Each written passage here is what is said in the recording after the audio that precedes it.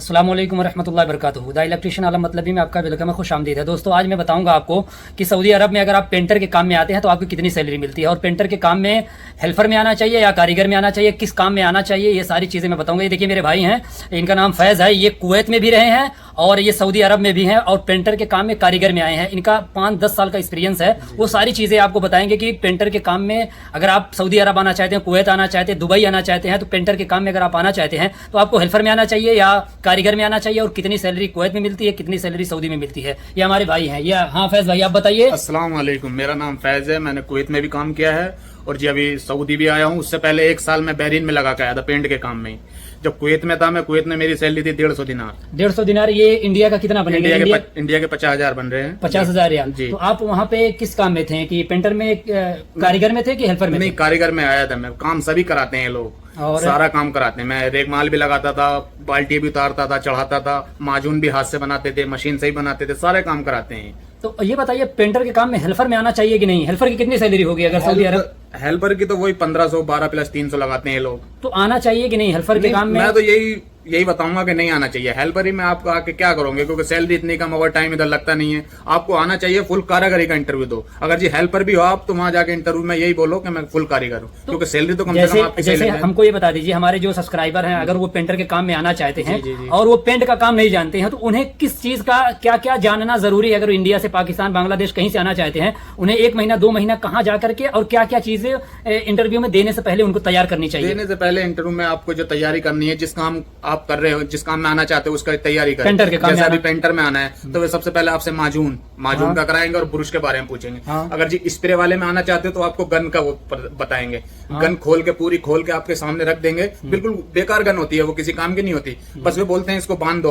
आपने अगर जी उसे सही करके बांध दी, चालू हो गई वो, तो वो आपको पास कर देंगे। बिल्कुल बेकार होती है, काम की नहीं रहती। बस वो देखते हैं बंधाई संधाई सही कर रहा है तो बाकी वो पास कर देते हैं उधर। तो ये अगर वहाँ पे इतना प्रैक्टिस कर लेते हैं, कलर का नाम जान लेते हैं और कलर कैसे मिलाना रहता है उसको जान लेते हैं, और बरस का नाम जान लेते हैं। सऊदी अरब में बरस का क्या नाम है, कुवैत में बरस का क्या नाम है, ये सारी चीजें अगर वो जहाँ से आना चाहते हैं उसको तैयार कर लें, और तैयार करने के बाद इंटरव्यू दे करके उनको बताएं कि हम कारीगर हैं। और अगर हेल्पर में आते हैं तो वही 1200-1300 सैलरी लगेगी, और वही साल भर, 1.5 साल 2 साल तक रहेगी। बिल्कुल। और अगर आप कारीगर में आते हैं तो आपकी सैलरी भी ज्यादा लगेगी और तरक्की और ज्यादा बढ़ने का भी चांस रहेगा। सही कह रहा हूँ, गलत कह रहा हूँ? सच्ची बात है, बिल्कुल सच्ची बात। और हमारे सब्सक्राइबर को कुछ और बताइए, सऊदी की जिंदगी कैसी रहती है? यहाँ पे आप अभी जो है 2-4 दिन हुआ घर से आए हैं, कैसा लग रहा है आपको?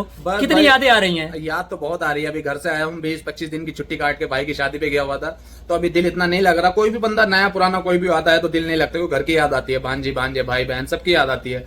तो अभी दिल नहीं लग रहा, बस वही मजबूरी है। सऊदी की जिंदगी तो है ऐसे। अगर जी अच्छी जॉब पे हैं आप, किसी अच्छे पोस्ट पे हैं, तो आप माशाल्लाह से अच्छे हैं। अगर जी इस सिचुएशन में है कि आप मजदूरी कर रहे हैं, मतलब पेंट का काम, इलेक्ट्रिशियन का कोई सा भी काम कर रहे हैं, तो बस ये है कि निजाम चल रहा है सही, घर का खर्चा ये सब चल रहा है।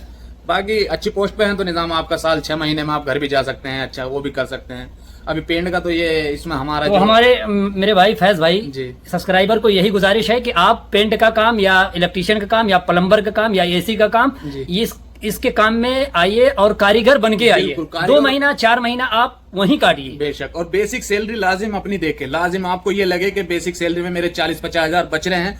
40,000 भी अगर जी आपको बच रहे हैं ना, तो आप साइन कर दे कि मैं जाना चाहता हूँ। नहीं, अगर नहीं बचे तो नहीं आना चाहिए। अगर जी फिर आपको निजाम ही चलाना है कि हेल्पर है, या फिर मतलब सोच लिया है कि हमें जाना ही है, 20-25 हजार कट रहे हैं, तो फिर आ जाए आप, कोई दिक्कत नहीं। तब उनको सऊदी आने की जरूरत नहीं है। अगर 20,000-15,000 बच रहा है, नहीं, अगर जी आपको यही लग रहा है कि हमें जाना ही है, तो फिर आ जाए आप। क्या यहाँ पे भी ऐसी है, वहाँ पे भी ऐसी है। लेकिन आपको अगर जी पैसा कमाना है तो आपको बेसिक सैलरी लाजिम देके कि मुझे खा पी के 40,000 ये महीने के मंथली बच रहे हैं, तो आप साइन करें और लाजिम आए इधर। ये एक गुजारिश कर दीजिए, हमारे वीडियो लोग देखते हैं लेकिन चैनल को सब्सक्राइब नहीं करते हैं। मैं अपने वीडियो को चेक करता हूँ तो इसमें ज्यादा से ज्यादा अनसब्सक्राइबर लोग देखते हैं और लाइक और कमेंट नहीं करते हैं। भाई मैं कहता हूँ भाई को सपोर्ट करें, सब्सक्राइब करें, लाइक करें, शेयर करें, कमेंट करें, ज्यादा से ज्यादा शेयर करें लोगों, ताकि भाई को चैनल चले, सपोर्ट करें, यानी चैनल को बढ़ाए। और सऊदी में जिस चीज की भी जानकारी चाहिए, विदेश के, गल्फ कंट्री के क्या चीज के, जिस चीज की भी जानकारी चाहिए, आप मेरे वीडियो पे कमेंट करें। जी बिल्कुल, लाइक सब्सक्राइब करें, चैनल को सब्सक्राइब करें, शेयर करें, तो आपको सारी जानकारी चैनल पे मिलेगी। अस्सलाम वालेकुम।